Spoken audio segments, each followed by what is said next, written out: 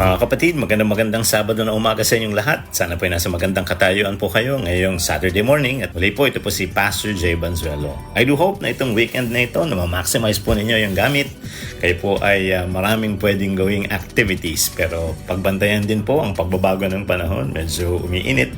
At makibalita po tayo para din sa kapakanan ng ating kalusugan at mga pangangatawan. At sana rin po kung kayo ay nangangailangan ng pahinga, at kayo rin po ay magkaroon ng time for relaxation and at the same time learning. At yun po ay kailangan natin.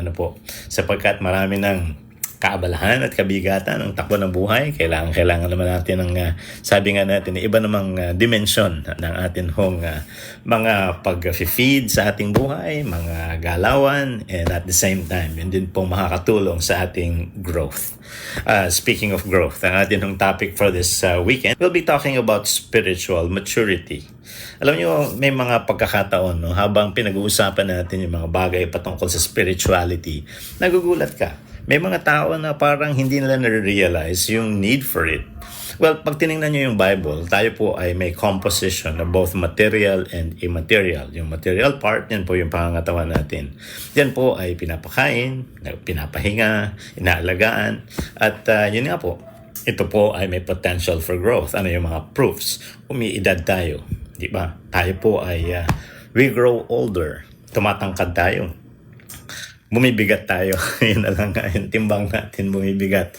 At syempre, mayroong mga changes na nagaganap sa ating mga buhay and experientially tayo rin po ay natututo. Pero yun po yung mga nakikita natin. Those things are quite tangible. Pero mayroong aspect yung buhay natin which is the immaterial part, yung spiritual part na hindi po natin nakikita. Pero nararamdaman natin at naobserbahan din natin yung epekto sa takbo ng ating mga buhay. Kahit okay tayo physically, pag spiritually hindi tayo okay, medyo tabingi at magulo ang takbo ng buhay. No wonder, sa banal na kasulatan, binibigyan ito ng emphasis. Bakit? Meron po kasing tendency ma-neglect ng tao ito. Makafocus lang tayo dun sa material aspect kasi nga may pakiramdam. And of course, tayo ay pleasure-seeking beings, no? Umahanap tayo na makapagbibigay kasiyahan, nakakapagbigay po ng upliftment, and sabi nga natin parang yun nga, elation sa ating mga buhay. So yun, natutugunan natin. And yet, may mga pagkakataon we tend to forget the other half, yung spiritual, which is the most important. Kasi yung physical is temporary, yung spiritual is eternal. At pinigyan ng pagpapahalaga ng Panginoong Diyos, no? Na tayo hindi nabubuhay lang sa tinapay, kundi sa bawat salita ang mamumutawi sa bibig ng Diyos. At yun, kinakailangan ma-feed. Ang kaibahan, yung physical, nangyayari kahit ayaw mo na. Anong ibig sabihin? Tumatanda ka kahit ayaw mo na. Ilan ho sa inyo nakaka-relate? Kaya minsan pag tinatanong tayo, anong edad mo? Pag bata pa, pinatatanda yung sarili. Nakakatawa pag medyo maedad ka na, ayaw nang dagdagan. Napako na sa certain age. No? Katulad ko po, 35 pa rin. Ang tagal ng 35. Pero yun na nga. Ayaw mo man o gusto, ang physical mo will definitely grow. No? It will mature. It will somehow become older. Pero yung spiritual is different. Hindi ka po lalago spiritually na automatic. It has to be intentional. So, titingnan natin, ano ba ang kinakailangan gawin para ang aking buhay spiritually ay merong guarantee of growth and development. So, define muna natin. Ang sabi daw po, ang spiritual maturity. Well, God intends for you to grow up spiritually and mature in your walk with God. So, nung dinisenyo ng Panginoon ang buhay na ito, hindi po ito dinisenyo na nakawalay sa Panginoon. I know. Dalawang bagay ang nagiging dahilan kung bakit tayo ay nagde-detach sa Panginoon. Minsan intentionally, minsan unintentionally. Ano-ano po yun? Independence and freedom. Gusto gagawin ng mga bagay sa sariling desisyon. Gusto ng kalayaan sa mga restrictions at ano pang mga sense of control. Pero you have to realize and accept the reality na ang buhay po natin when it was created and entrusted to us, may restrictions and limitations talaga yan. Ito ay kinakailangan dumepende rin sa sabi nga natin, pagkakadesenyo ng manglilikha. at bahagi ng sinasabi ng Panginoong Diyos na tayo ay magkaroon ng pagtutok. No? Hindi pwedeng malnourished yung ating internal workings. Hindi pwedeng malnourished ang spirito. At the same time, as we go on in this life, we have to walk with God.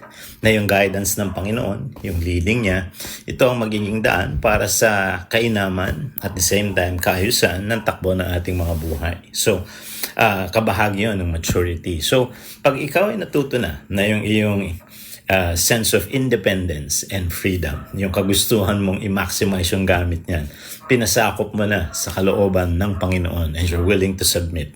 Part yun ng masasabi nating pagpapatunay that you are maturing in your obedience to the Lord. Now, kabahagi ng maturity, ang sabi din dito, you learn to follow the Holy Spirit over the different aspects of your life.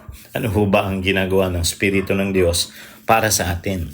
Number one, it helps us control our emotions. No? Ang mga emotions natin, kinakailangan magkaroon po ng gabay. Bakit? Napag-uusapan na natin yan sa mga nakaraang episodes. Pwede hong tayo ay sa sobrang kasiyahan makagawa ng mga bagay na taliwas sa maayos. Taliwas sa tinatawag nating mabuti. No? Kahit nga positibo yung emosyon na yun, it has to have regulation and control.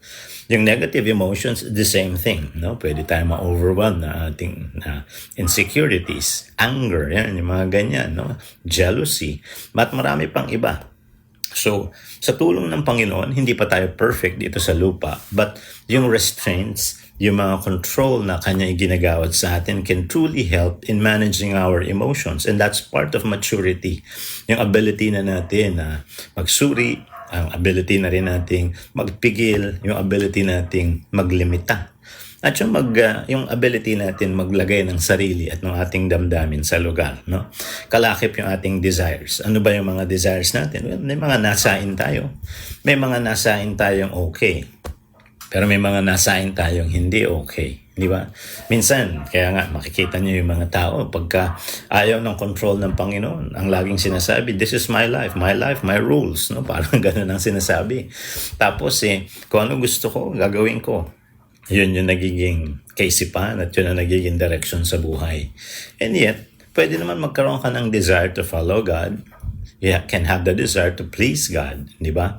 And to honor Him in your life. So, desire din yun Pero yung desire mo, ito ba ay gumagawi na o gumigiya na sa kagustuhan at layunin ng Diyos o taliwas, no? Doon nahuhuli mo. Kung ikaw ay mayroong maturity spiritually o wala. Ang sabi din dito, yung ugnayan mo rin sa Diyos at sa ibang tao will prove your maturity. Dati, napagsabi na natin na ang ating vertical relationship, yung iyong paglapit ng relasyon sa Diyos at pagsunod sa Kanyang kalooban, ay magdudulot ng improvement mo, na mag-i-improve din ang iyong ugnayan sa iyong kapwa. At yun ay magpapakita ng maturity. So, we are all equally loved by God. Lahat tayong mahal ng Panginoon. Pero, yung magkakaroon ng talagang ugnayan sa Kanya bilang Diyos sa tagapagligtas, iba ang magiging kalagayan nun. Remember yung ating ilang episodes ago, pinag-usapan, the parable of the sower?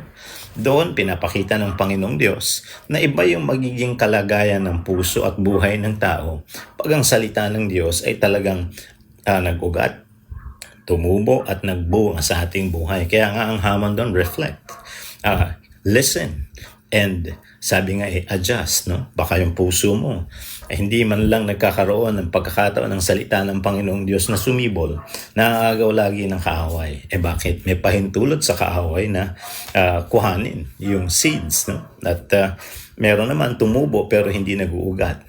Ayaw alisin yung mga sumisiksik o yung sumasakal sa pag-uugat ng salita ng Panginoon sa buhay. No? Meron naman umugat na, kaya lang ininis ng dawag, ininis ng mga tinik. So ibig sabihin, merong ibang naging focus, may ibang naging concern na matay yung halaman, ang nabuhay ay damo. No?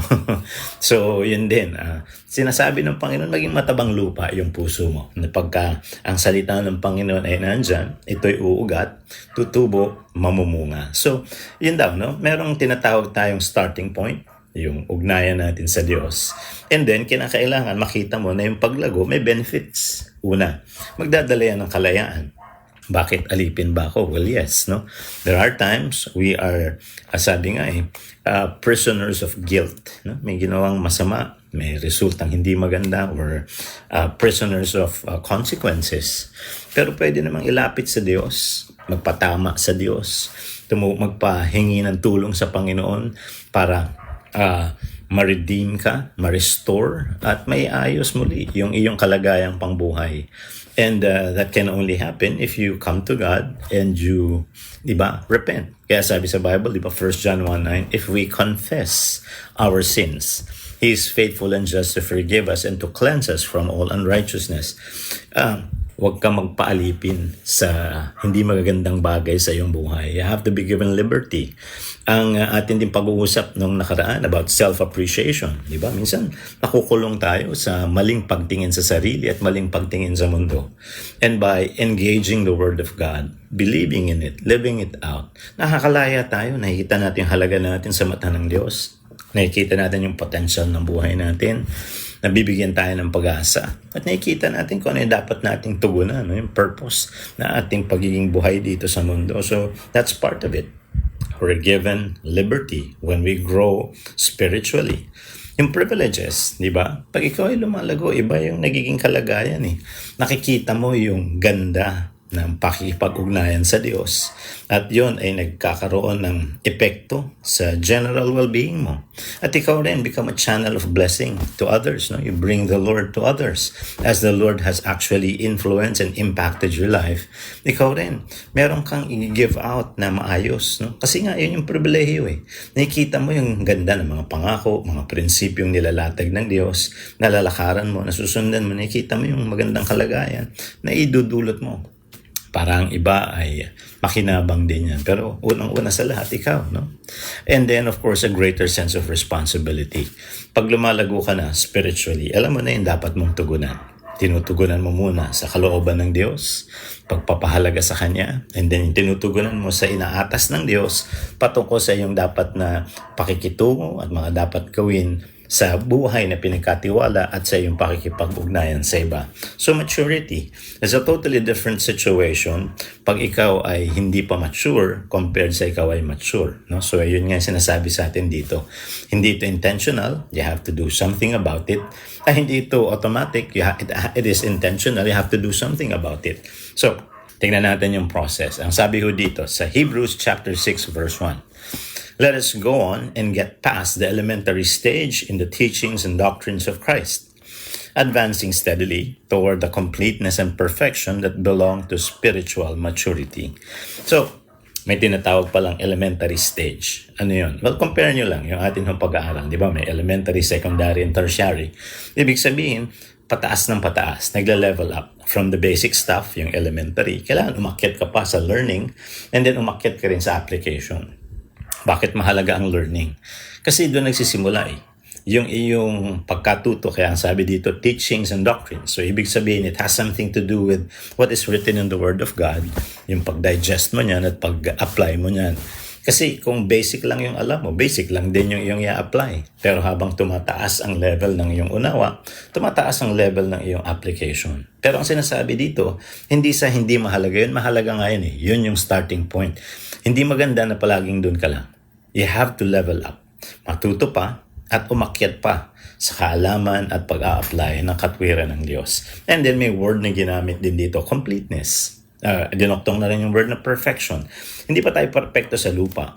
Pero yung plano ng Panginoon sa paglago, maganap nga sa atin. No? Na ako at ikaw, hindi man perfect, pero we can become mature. We can become better Christians. We can become good followers of Christ. So yun yung hinahanap sa atin. Mahubog tayo doon sa ganong layunin ng Panginoon para sa ating mga buhay. So it's a very good reminder and awareness para po sa atin. No? Yun pala ay ini-intention ng Panginoon. I can be, 50 plus years old. Pero baka yung aking faith ay basic. Diba? Tingnan lang natin isang tao sa Bible. When we talk about Abraham, kasi gagamitin natin illustration since in one of our lessons, diniscuss natin yung Abraham, the friend of God. Nung tinawag siya ng Panginoon, he was 75 years old, correct? By age, he was already mature. Bakit? Tanda na yun, yung 75. Pero, by faith, hindi pa. Yun pa lang yung simula ng interaction niya sa Panginoon. Nangako ang Panginoon ng protection, ng blessing.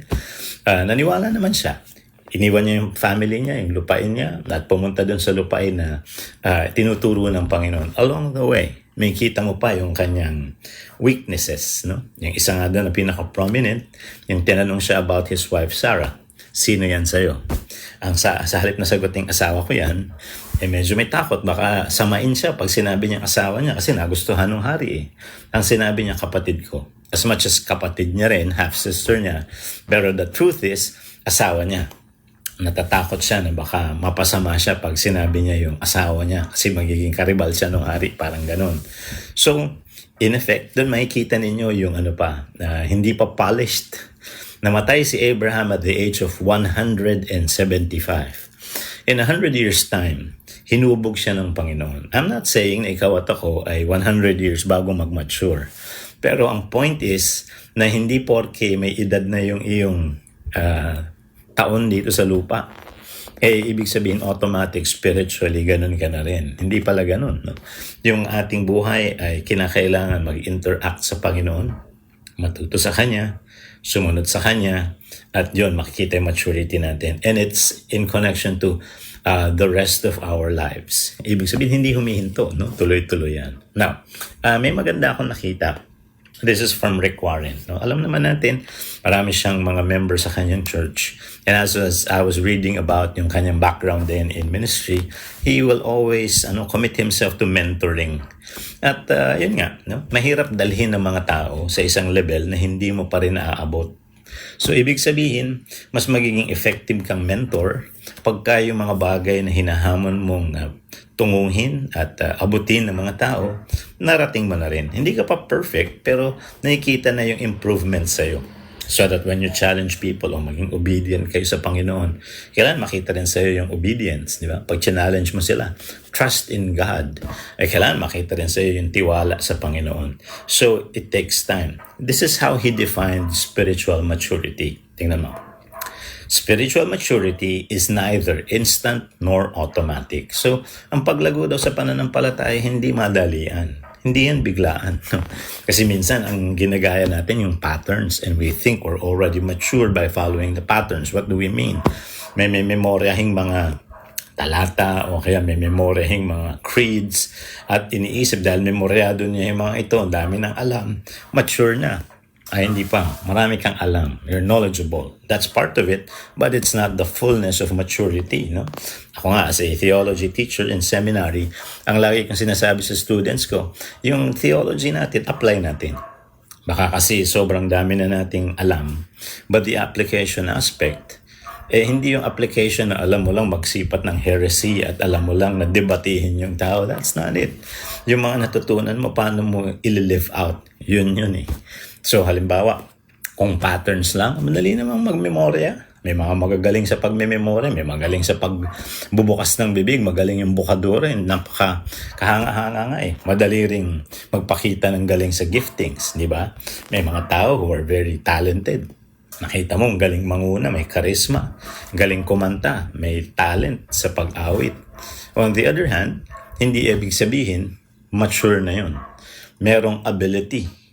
Pero hindi ibig sabihin yung life niya ay submitted, surrendered, and obeying the Lord. No? So, pagkaiba yun eh. So, minsan kaya doon tayo na-frustrate. Akala ko naman namumuna na. Exactly. So, baka hindi pa talaga nagmamature eh. Binigyan na natin agad ng roles na para doon sa mga mature na. So, in the end, we get frustrated. But hindi niya nagamit ng tama. Hindi siya nakapamuhay ng tama. Stunted pa eh.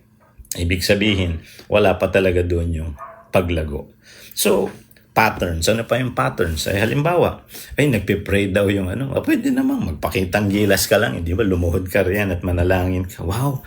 Ang spiritual, lumuluhod pa. Hindi ko sinasabing masamang lumuhod at manalangin. Ang sinasabi ko lang kung yun lang yung basihan, problematic tayo dyan. No wonder, ang Panginoong Jesus sinuwata yung mga Pariseo na sinasabi sa kanila, kung kayo mag-aayuno at kayo mananalangin, di ba doon na lang kayo sa tagong lugar? Ba't nyo ba ginagawa yan? Di ba ang panalangin ay pakikipag-usap sa Diyos? Bakit kinakailangan ito ay maging isang public spectacle? Parang pinaalam mo ba sa mga taong nahihirapan ka o kaya nagsasakripisyo? Hindi ganon. Yun ay ginagawa mo for the Lord, so you talk with God. Di ba? Hindi ito pagpapakitang tao o pagpapakitang gilas. It's not to impress people. Merong ibang gamit yung mga spiritual disciplines na ito, like prayer. No? Hindi ito instrumento para tingnan ka ng mga tao at sabihin, uy, okay siya. Hindi. Ito ay mga aktibidad na ginagawa mo on a daily basis para maging malapit ka sa Diyos. Yun yung gamit niya eh.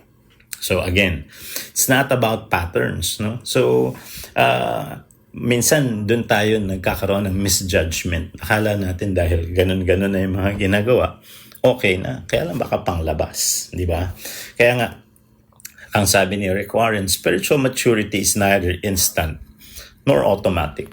Hindi ho yung gusto kong lumago, ayan, and then lalago ka na. Hindi. Tutuntunin mo sa salita ng Panginoon, anong kinakailangan gawin para ako nga ay lumago sa pananampalataya. Then tutugunan sa buhay mo. Kaya ang sabi niya, it is a gradual process. Ibig sabihin, ito po ay isang patuloy na dapat nagaganap. No? May mga times, hindi kasing bilis ng iba, pero kinakailangan consistent, progressive, umaakyat, umaangat. Diba? At the same time, nakakaroon ng development na nagbabago. Hindi lang yung ating kaisipan, yung ating damdamin, pati yung ating pamumuhay, pakikitungo at ugali. And sabi dito, it's a progressive development that will take the rest of your life. So buong buhay mo, ito ay nagiging katauhan mo na pagkatao mo at nakikita mo yung takbo no, ng iyong kalagayang pangbuhay pasunod at pa-align sa kalooban ng Diyos. Now, ang atin munang pagtalakay ngayon ay ililimit natin dito sa huling part na ito at bukas po araw ng linggo itutuloy natin. Siguro iniisip niyo, putol na naman. Ay, ganun na talaga. Yung programa natin, yung dalawa Saturday and Sundays natin ay dinudoktong po natin yung ating mga dinedevelop na lesson. So, ito practical guide to spiritual growth. How do you grow in the faith? Basic na basic lang po ito. Number 1, connect with Christians. No? Kailangan nating dumuktong sa buhay ng mga ibang mananampalataya. Dahil natututo tayo sa kanilang patutuo, sa kanilang pagsunod, mga payo, pag-correct, di ba? Kailangan din eh. If you want to grow, you have to be with people who are like-minded. So, sila ay may kaisipan din na gustong makaalam pa at matuto sa Panginoon. Gusto nilang lumago sa pananampalataya. Pagkasama mo sila, na-ignite yung passion mo eh. Nakikita mo rin kung ano yung magandang tuntunin at gawin. Nagkakaroon ng pagsunod yung iyong buhay sa gabay na ibinibigay din ng mga tao na nagnanais lumago rin sa pananampalataya. Di ba? Ay sumama ka sa mga taong ayaw sa Diyos. Sumama ka sa mga taong minamaliit yung gawain ng Diyos. Pansinin mo, one day, you will have the same character. Di ba? Parang ikaw rin. No? Parang naiibahan ka. Yung kaisipan mo, damdamin mo, yung galawan mo, taliwas na rin sa pagpapahalaga sa Diyos. No? So, if you would like to grow in the faith, connect with Christians. No? So, ikaw ay ma-impluensyahan na maayos at matutulungan ka, magabayan ka sa iyong paglago sa pamamagitan din ng epekto ng ibang tao sa iyo. No? So, that's part of it.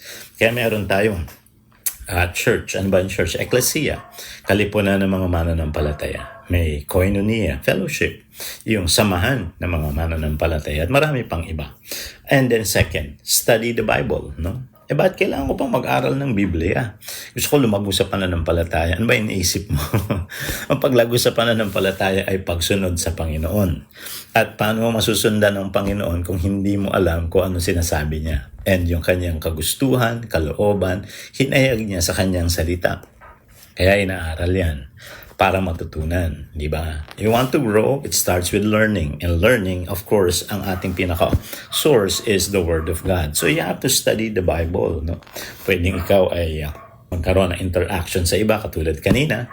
You can study it independently. Babasahin mo, makinig ka ng mga sermons at makisama ka sa mga nag-Bible study.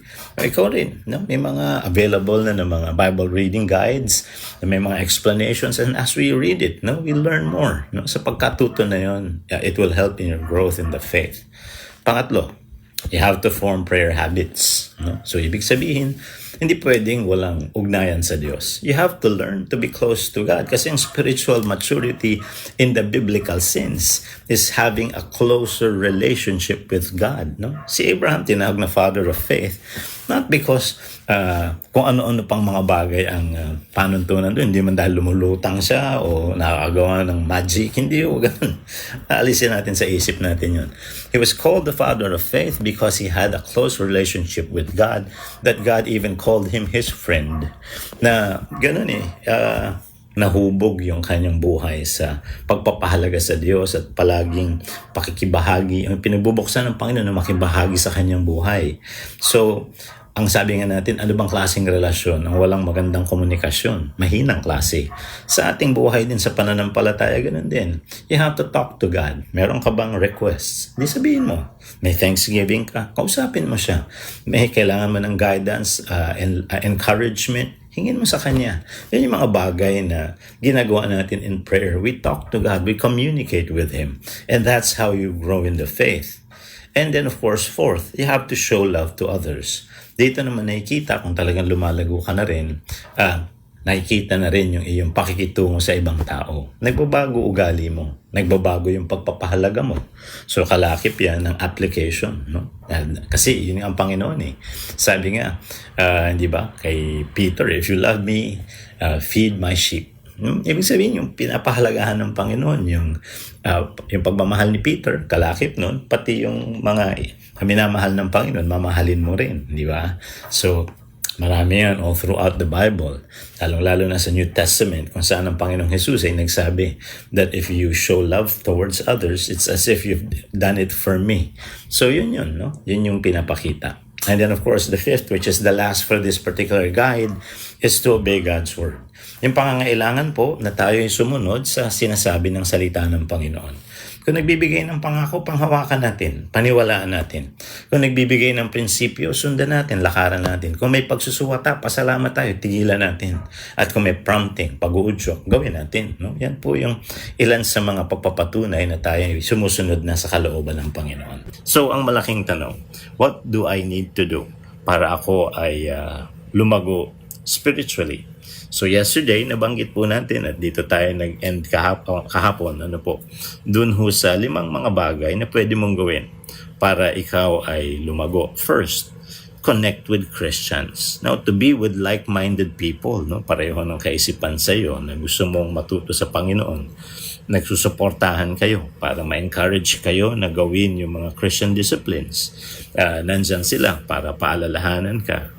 Madagdag ang kaunawaan mo sa mga patotoo nila at mga pagtuturo. Masaway ka pag may ginagawa kang mali. At dahil sa pamamagitan ng interaction mo sa mga tao na may takot sa Diyos, pagpapahalaga sa Diyos, ikaw ay patuloy na lalago. No? So connect with Christians. No? Ang second is study the Bible. Andyan ho ang salita ng Panginoon. And we have to learn it personally. And of course, pwede kang makijoin ng mga iba't ibang mga learning groups para ikaw ay magkaroon ng patuloy na pagkaalam at pagkatuto. No? So, napakahalaga niyan. Kaya nga, yung iba sumasama sa mga small groups, na-encourage sila na magkaroon ng pag-aaral ng salita ng Diyos. And through the interaction na meron sila sa isa't isa, nakikita nila sa ganito ina-apply. Yung struggles ng iba, na-realize na meron din palang ganun, pakagaya sa akin. At ano ginagawa para ito ay ma-overcome? Ano mga passage ang mga binibigay sa atin para masundan natin, para makita natin yung ating pag-angat or pag-improve sa ating pananampalataya. And then third, you have to form your prayer habits. No? So, makipag-usap ka sa Panginoon, you have to learn from Jesus. No? Sabi nga natin sa lessons natin na nakaraan, is that one of the reasons kung bakit ang Panginoon nagkatawang tao is to show us the pattern of how to live even in this physical life, pleasing the Father. So, yun po ay napakahalaga. And part of what He did is to always pray. di ba? So sa atin, yun din ay tinuturo, matutuho tayong makipag-usap sa Diyos. So kung kayo po ay merong mga kahilingan, then come to Him. Kung ikaw may pasasalamat, sabihin mo. Kung ikaw ay nangangailangan ng tulong, ng guidance, protection, learning, maraming mga bagay tayong kailangan. You talk to God. You seek for His assistance. No? At hindi lang yan. Alam mo may kadamay ka. Alam mo may nakakausap ka. And the Lord is making Himself available for you and me. So, form prayer habits. And then the fourth, show love to others. So yung learning natin ay hindi lang yan para magkaroon tayo ng madaming head knowledge. The learnings that we have, kinakailangan translatable sa atin pong way of living, no? So yun po ay napakahalaga at part po ng ating application ng learnings is how we're improving sa atin naman hong interaction with other people, no? Hindi mo madaling makiugnay sa tao kahit nga pamilya mo na di ba, challenging, lalo na yung mga stranghero at yung mga kung makasama mo may mga tension at conflict pa. Pero paano magde-develop yung iyong damdamin, pakikitungo, yan, sa tulong ng Panginoon, makikita mo rin yung improvement mo dyan. Instead of hating, you're learning to care. Instead of revenge, you're learning to forgive. Instead of, irritation, you're learning patience. So yung love for others, yung mga fruit of the Spirit at yung iba pang mga sinasabi sa Scripture, mamaya babanggit tayo ng 8, ay pamamaraan din para masukat. Nagiging okay na ba ako sa aking ugnayan sa iba? Yeah. And then 5th, after connecting with Christians, studying the Bible, forming prayer habits, showing love to others, you have to obey God's Word. So bahagi ng iyong paglago ay yung gagamitin mong panuntunan at pamantayan, gabay ang salita ng Diyos. When you make decisions, you obey God's Word. When you are, sabi nga di ba, at the crossroads of your life, you're struggling, you still obey God's Word. You're in a time of blessing, you obey God's Word. So, ito po yung pinaka-guidelines na atin hong magiging panuntunan para alam natin yung ating buhay ay nasa tama at palapit sa Panginoon. So, yan po yung practical guide to spiritual growth. Now, in Philippians chapter 2, verses 12 to 13, meron akong magandang nakita dito from Apostle Paul. I think many of you know this, pero ang ganda ho nung wording kasi. Sabi ho dito, continue to work out your salvation with fear and trembling. For it is God who works in you to will and to act in order to fulfill His good purpose. So, ang point ni Apostle Paul, yung salvation mo, completely binigay ng Panginoon sa iyo yan. Wala kang dinagdag para ka maligtas. Ikaw yung ililigtas so paano mo tutulungan yung tagapagligtas?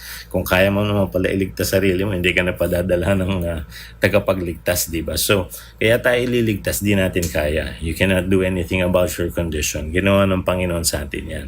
But working out your salvation, it means kung ikaw ay niligtas na, ano yung kinakailangan mong gawin para panatilihin yung kainaman ng iyong buhay? At ano yung iyong pamumuhay na magbibigay naman ng pagkilala doon sa nagligtas sa iyo. Yun din ay napakahalaga. So, you work out your salvation kasi nga kailangan mag-grow ka niligtas ka ng Panginoon at meron siyang inilaan na mga panuntunan kung paano patuloy na ikaw ay lalago sa iyong connection at sa iyong kondisyon sa Kanya, no? So, bakit kaya ginamit yung fear and trembling? May takot siguro, sabi ng iba. Pero yung iba sinasabi ito ay dahil may pagpapahalaga ka, no? Hindi ito isang bagay na winawalang bahala mo. Ito ay bagay na pinapahalagahan mo, na ayaw mo na ikaw ay maging, sabi nga hindi mabuting katiwala o tagapag-ingat nito, no? So, ang sabi din dito, for it is God who works in you. So, ang pagkilos ng Panginoon sa ating buhay, ito ang magiging daan para magawa natin yung maganda niyang layunin. So, very clear. Sa punto ng Apostol Pablo, you can only do this if the Lord is actively allowed to work in your life. Hindi mo nire-resist, hindi mo nire-reject, hindi mo nilalayuan, tinatalikuran ang Panginoon. So, ibig sabihin, a person who is growing spiritually is actually consciously, di ba, cooperating with God's plan and process sa takbo ng kanyang buhay. At yun po, kinakailangan nating ma-realize na ito po ay mga bagay na sabi nga natin essential, no?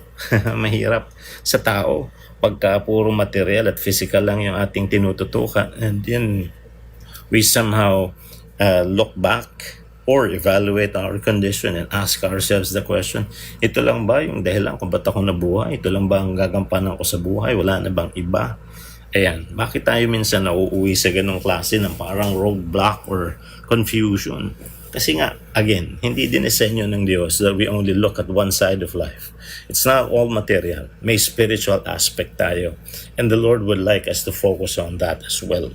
So, ito naman, kanina sabi ko sa inyo may checklist. Gusto niyo malaman kung kayo ay nagmamature na? Ito ang sabi, 2 Peter chapter 1 verses 5 to 7. Hindi ko na babasahin yung passage, you can read it on your own.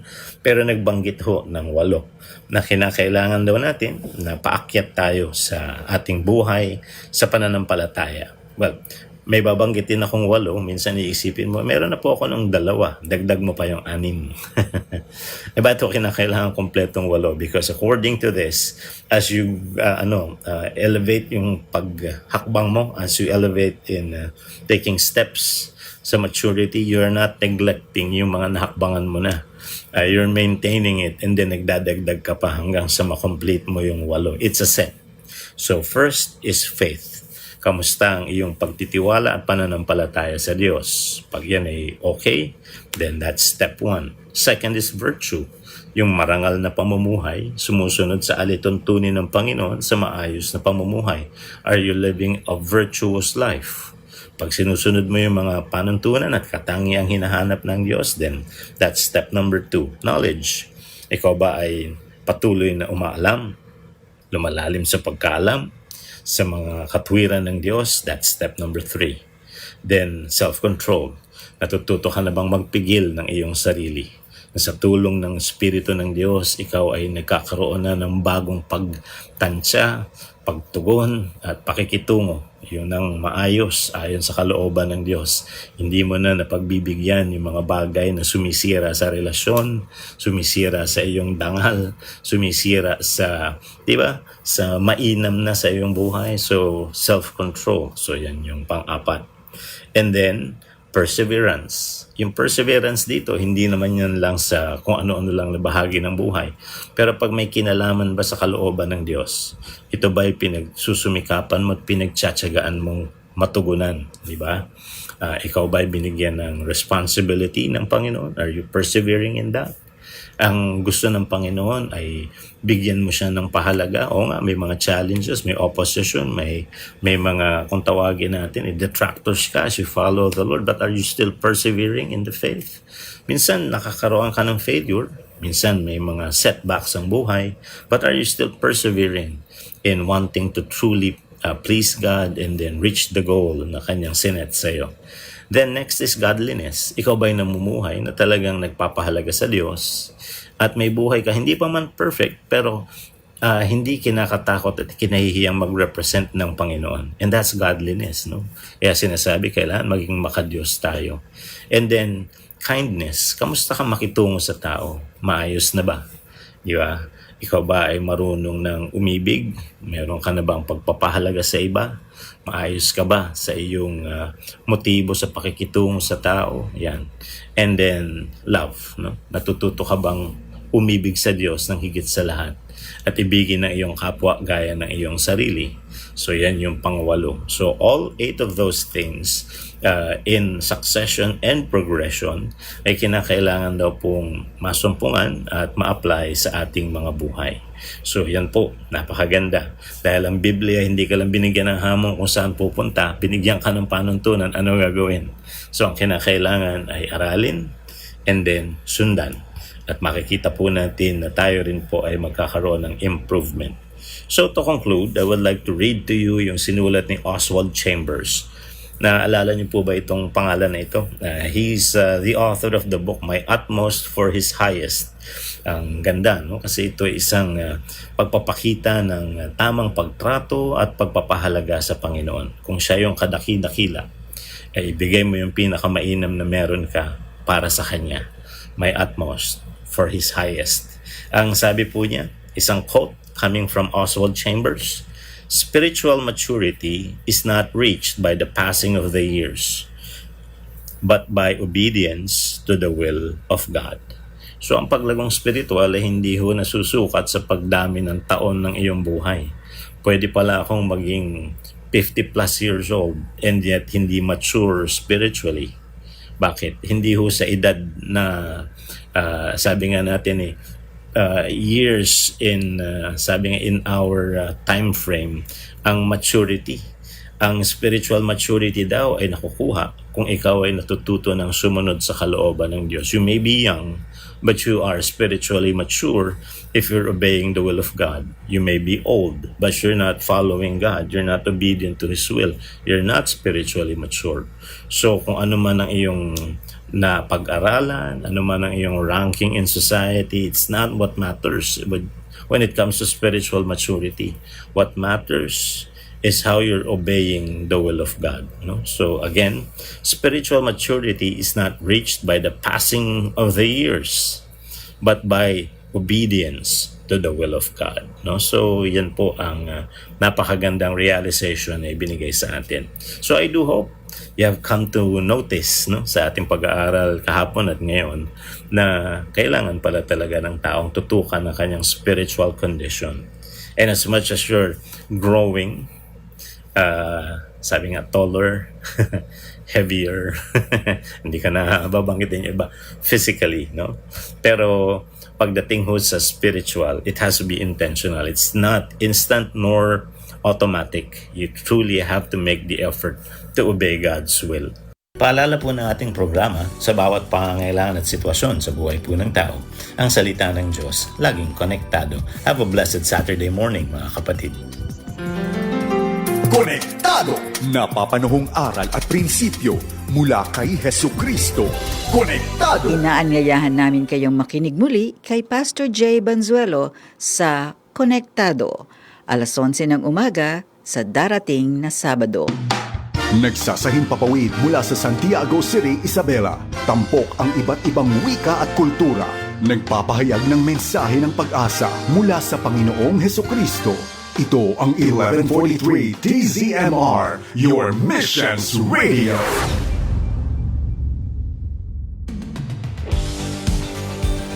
Pakinggan ang mga kwento ng nagbagong buhay sa pamamagitan ng mensahe ng pag-asang mula kay Hesukristo.